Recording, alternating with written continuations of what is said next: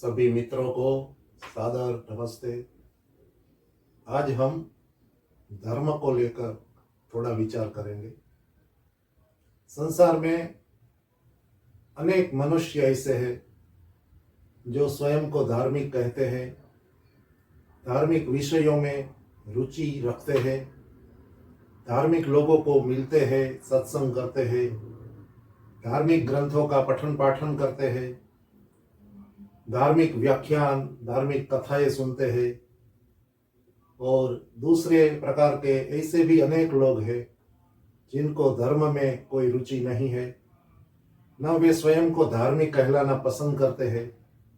वे धर्म को नकारात्मक दृष्टि से देखते हैं कि धर्म के कारण बहुत से उपद्रव संसार में हुए, धर्म किसी काम का नहीं है, धर्म विज्ञान से विरुद्ध है। ऐसी बातों को वे मानते हैं। एक बहुत पुरातन ग्रंथ में धर्म के लक्षण गिनाए गए हैं। यह ग्रंथ सृष्टि के आरंभ में लिखा गया माना जाता है। इसमें एक ही श्लोक में धर्म के 10 लक्षण गिनाए गए हैं। लक्षण अर्थात कैरेक्टरिस्टिक्स, किसी वस्तु को पहचानने के लिए कि वस्तु वास्तव में क्या है। लक्षणों से यह ज्ञान हमें प्राप्त होता है। यहाँ धर्म किसे कहेंगे, धर्म के लक्षण क्या है, यह बताया गया है। श्लोक बहुत सरल है। आप में से कई मित्रों ने यह श्लोक पढ़ा होगा, सुना होगा। श्लोक के अर्थ का चिंतन करने के बाद हम जिस ग्रंथ से यह श्लोक लिया गया है उस ग्रंथ के बारे में भी थोड़ी बात करेंगे। धर्म के 10 लक्षण गिनाते हुए इस श्लोक में कहा गया है, धृति ही क्षमा दमोस्तेयम। धृति ही क्षमा दमोस्तेयम, शौचम इंद्रिय निग्रह, धीर विद्या सत्यम क्रोधो, दशकम धर्म लक्षणम। इस श्लोक में धर्म के 10 लक्षण बताए गए हैं। हम एक एक करके सभी लक्षणों के बारे में विचार करेंगे। सर्वप्रथम लक्षण धर्म का बताया है धृति ही। धृति ही कहते हैं धीरज को, पेशेंस को, धैर्य को।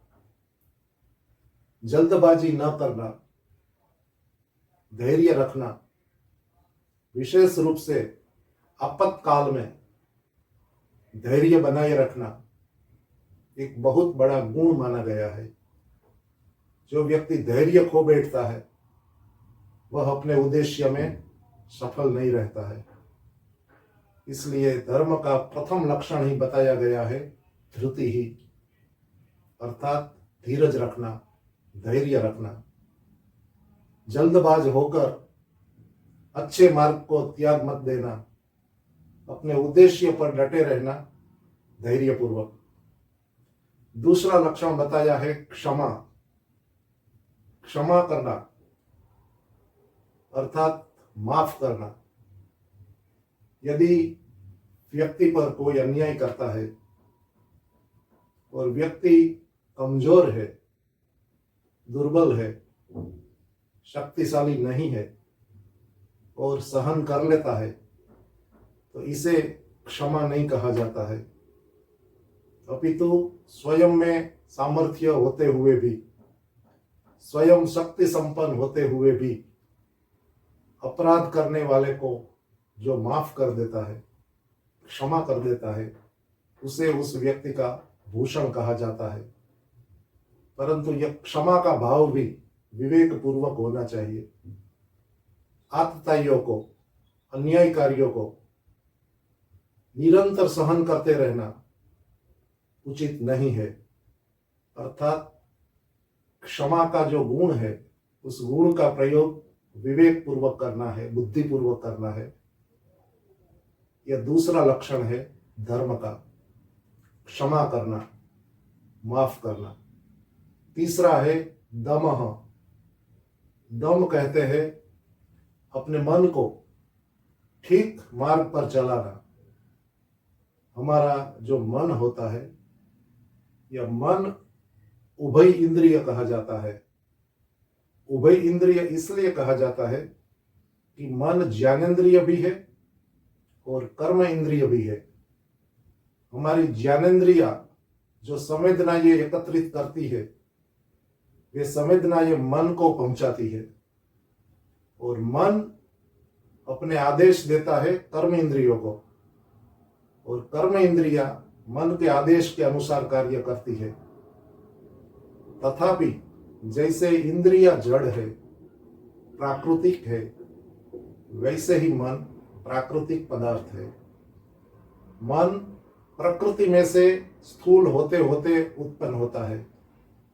कोई मनुष्य अपने मन को बना नहीं सकता है। मन हमें ईश्वर के द्वारा दिया गया एक अत्यंत विलक्षण साधन है, लेकिन मन अपने आप में जड़ पदार्थ है, आत्मा की तरह चेतन पदार्थ नहीं है। हमारे शरीर में दो चेतन सत्ताएं हैं। एक है सर्वव्यापक परमात्मा, जो हमारे शरीर के अंदर और शरीर के बाहर समस्त जगत में व्यापक एक रस होकर रहता है, और दूसरा हमारे शरीर में हमारा आत्मा होता है, जो अत्यंत सूक्ष्म होता है, एकदेशी होता है और हमारे शरीर का मालिक है, स्वामी है।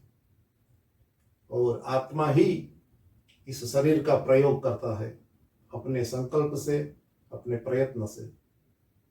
मन को कैसे चलाना है, यह आत्मा के अधिकार में है। मन अपने आप में नहीं चलता है।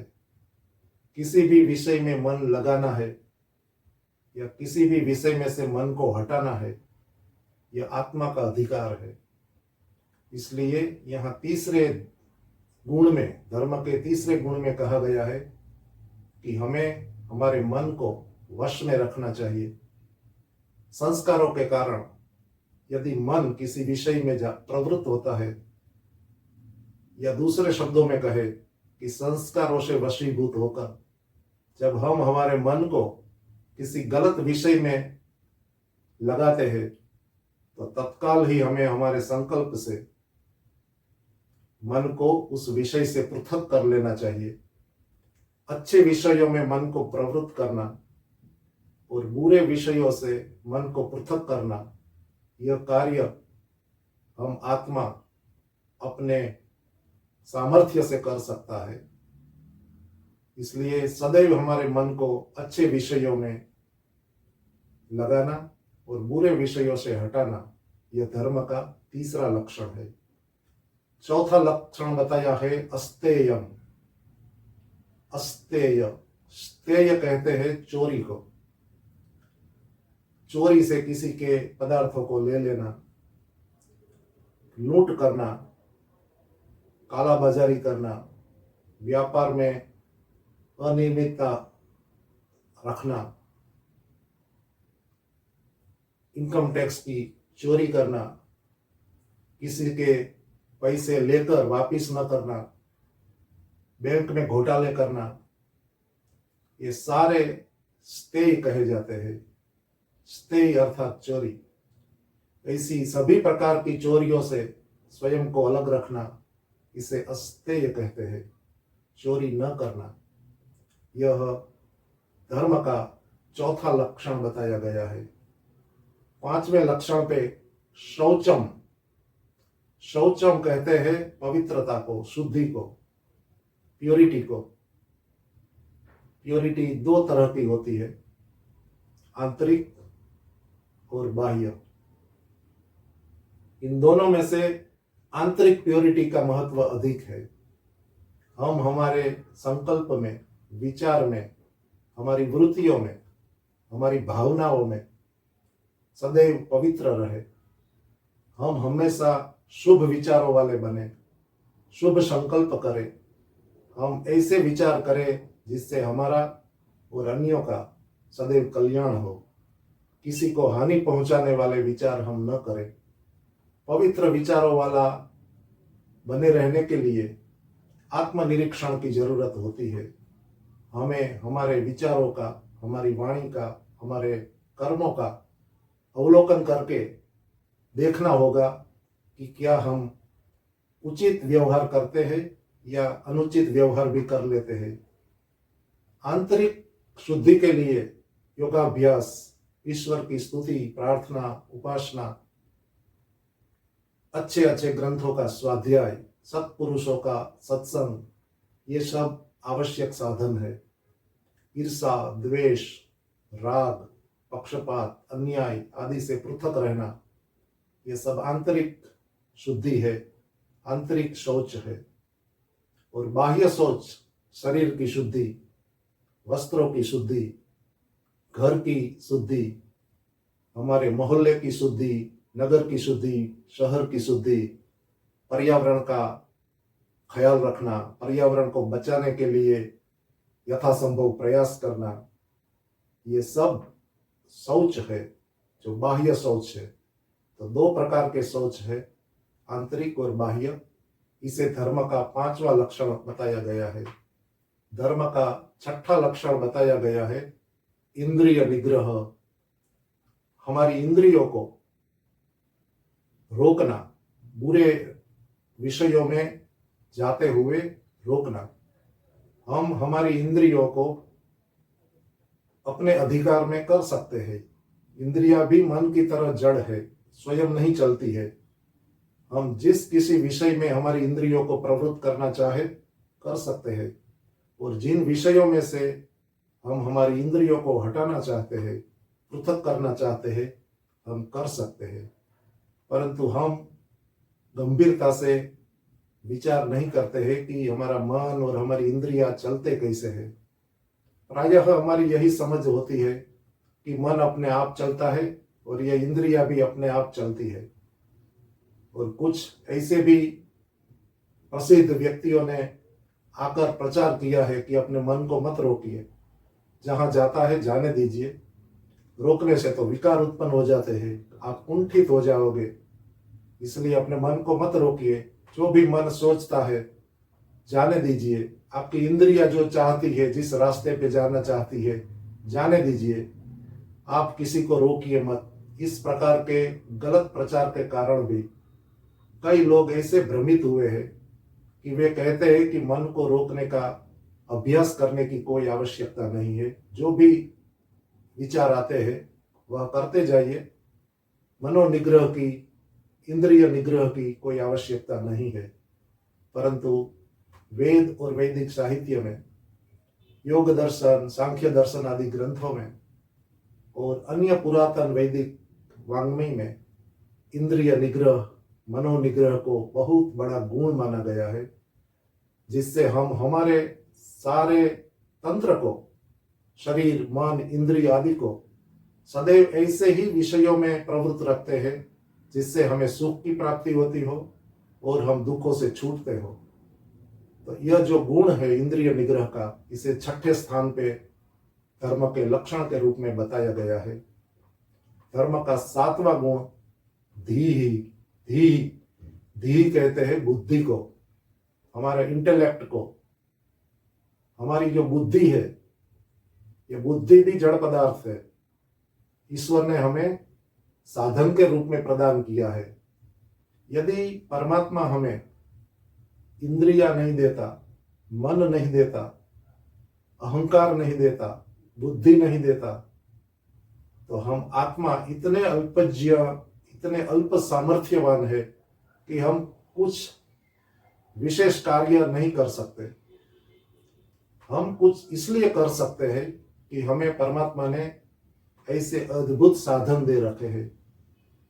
मन दिया, बुद्धि दी, अहंकार दिया, इंद्रिया दी, और यह स्थूल शरीर दिया, ऐसी वाणी दी, हाथ दिए, पैर दिए।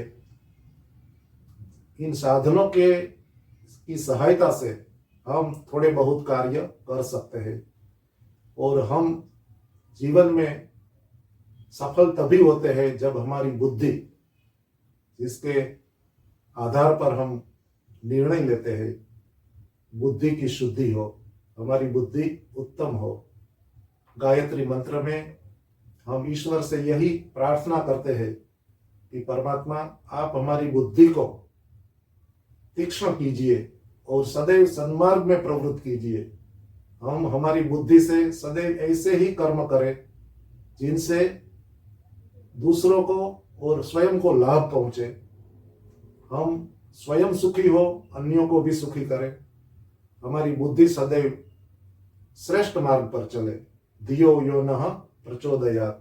आप हमारी बुद्धि को ऐसे प्रेरित कीजिए कि जिससे हम अधर्म से बचे और धर्म के मार्ग पर चले। इसलिए बुद्धि को बढ़ाने के लिए हमें अपने से जो कुछ हो सकता है वह सब कुछ करना चाहिए। केवल प्रार्थना मात्र से कुछ नहीं होता है। प्रार्थना करने की पात्रता तो तब आती है जब व्यक्ति पहले पूरे पुरुषार्थ से बुद्धि बढ़ाने के लिए कार्य करता है। केवल प्रार्थना मात्र से कुछ नहीं होता है। वैदिक धर्म में यही पाठ पढ़ाया गया है कि अपनी ओर से पूर्ण पुरुषार्थ करो और इसके बाद में सहायता के लिए आप प्रार्थना कीजिए। परमात्मा सुयोग्य व्यक्ति को ही सहयोग करता है, आलसी प्रमादी को सहयोग नहीं करता है। इसलिए विद्या पूर्वक बुद्धि को हमें बढ़ाना चाहिए। हमें ऐसे पदार्थों का सेवन करना चाहिए जिससे हमारी बुद्धि विकसित हो, परिशुद्ध हो। बुद्धि को बिगाड़ने वाले द्रव्यों से, मादक द्रव्यों से हमें बचकर रहना चाहिए। हमें ऐसे पदार्थों का ही सेवन करना चाहिए जिससे हमारी बुद्धि उत्तम बने। तो धर्म के लक्षणों में सद्बुद्धि को भी स्थान दिया गया है 7वें नंबर पर। 8वां लक्षण धर्म का बताया है विद्या। विद्या कहते हैं सभी पदार्थों के स्वरूप को ठीक ठीक जानना। जो जैसा है उसे उसी रूप में समझना, जानना, यह विद्या है। और यह जानकर ज्ञान के अनुसार व्यवहार में प्रयोग करना, हमारा व्यवहार ऐसा बनाना जो विद्या युक्त हो, विद्या विरोधी न हो। विद्या प्राप्ति के लिए पुरुषार्थ करना चाहिए। विद्या कहाँ से प्राप्त होती है?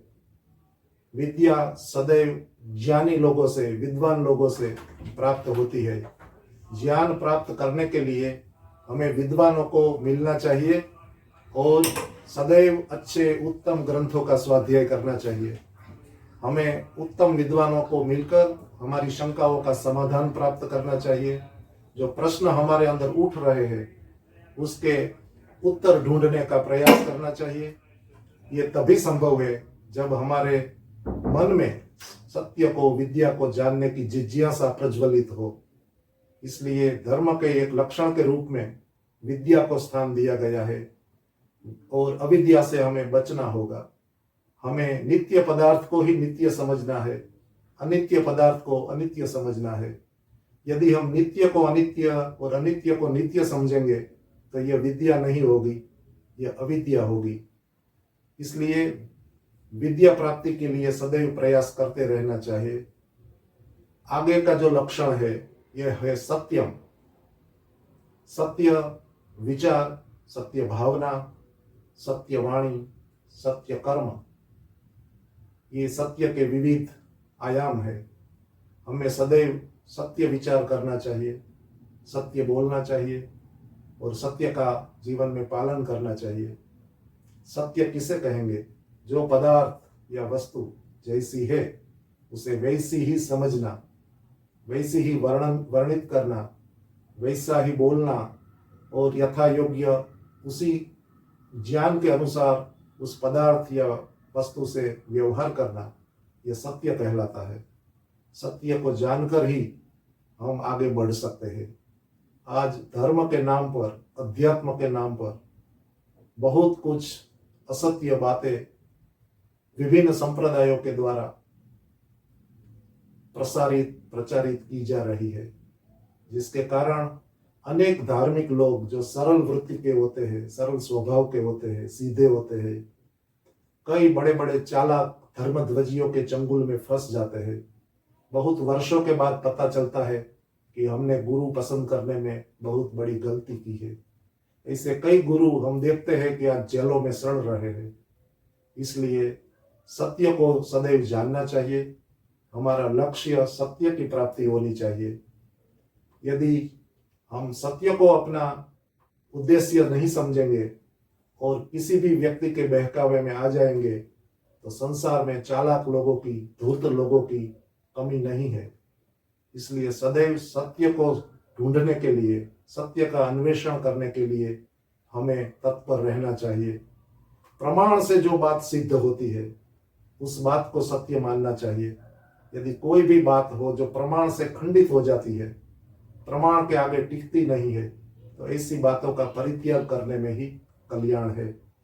धर्म का अंतिम और 10वां लक्षण बताया है अक्रोध, क्रोध न करना।